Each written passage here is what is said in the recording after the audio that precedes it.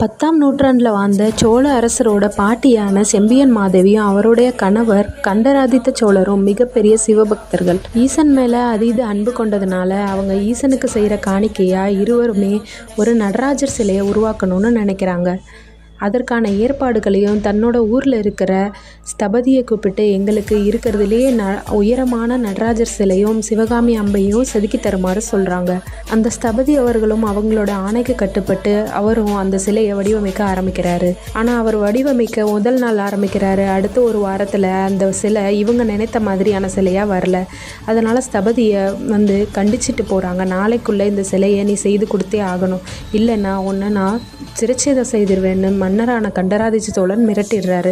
இதையெல்லாம் யோசித்து ஆழ்ந்த கவலையில் இருக்கிற ஸ்தபதியும் அவருடைய மனைவியாரும் யோசனையிலேயே அமர்ந்திருக்கிறாங்க.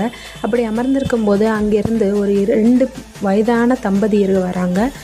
அந்த வயதான தம்பதிகள் ஏதாவது சாப்பிட இருக்குமா அப்படின்னு கேட்குறாங்க. இந்த ஸ்தபதி அவர்கள் இருக்கிற விரக்தியிலையும் கோபத்திலையும் அங்கே இருக்கு பாருங்க, அந்த கலன் இருக்குல்ல, கொதிக்கலன், அதை எடுத்து குடிச்சிருங்க அப்படின்னு சொல்லிடுறாரு. அங்கே வந்த தம்பதிகள் நிஜமாவே அந்த கொதிக்கலனையும் எடுத்து அவங்க குடிச்சிடுறாங்க. குடித்த அடுத்த சனமே நடராஜராகவும் சிவகாமி அம்பையாவும் மிகப்பெரிய வெங்கல சிலையாக உருவாகிடுறாங்க. ஆச்சரியத்தில் மூழ்கி போன ஸ்தபதி என்ன பண்ணுறதுன்னு தெரியாமல் ஒரு பக்கம் சந்தோஷத்தோடவும் வந்தது சிவபெருமான அம்பிகைன்ற ஒரு பக்தியுடனும் நேராக போய் மன்னர்கிட்ட இதை சொல்கிறாரு. இது எல்லாத்தையும் புரிந்து கொள்ளாத மன்னர் அந்த ஸ்தபதியை திட்டிட்டு இங்கே அந்த சிலையும் பார்க்குறாரு.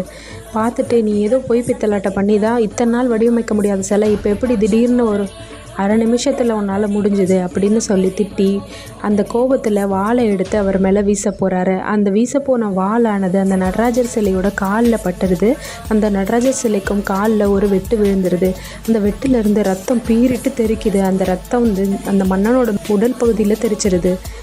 மன்னனால் எதுவுமே புரிஞ்சுக்க முடியல. மன்னன் ரொம்ப திகைச்சு போயிடுறான். வந்தது சிவபெருமான் தான், நாம தான் புரிஞ்சுக்காமல் இப்படி செஞ்சிட்டோம் அப்படின்னு வருத்தப்பட்டாலுமே அவன் செய்த இந்த பாவத்தினால அவனுக்கு உடம்புல நோய் வந்துடுது. அந்த நோயை போக்குறதுக்காக மறுபடியும் ஈசன்கிட்ட பிரார்த்தனை செஞ்சு, அதே ஈசனை மன்னித்துரு, என்னை மன்னித்துருங்க, வந்தது நீங்கள் தான்றதை நான் புரிஞ்சுக்காமல் விட்டுட்டேன்னு சொல்லி பிரார்த்தனை பண்ணதுக்கப்புறமா அவனுக்கு அந்த உடல்நிலை சரியாகுது.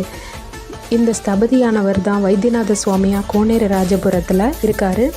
உலகத்திலேயே இந்தியாவிலேயே சுயம்புவாக இருக்கிற நடராஜமூர்த்தியும் சிவகாமி அம்மையும் இங்கே தான் இருக்கிறாங்க. இந்த கோனேறு ராஜபுரம் ஸ்தலமானது திருஞான சம்பந்தர், திருநாவுக்கரசர் இருவராலையும் பாடல் பெற்ற ஸ்தலமாக விளங்குது.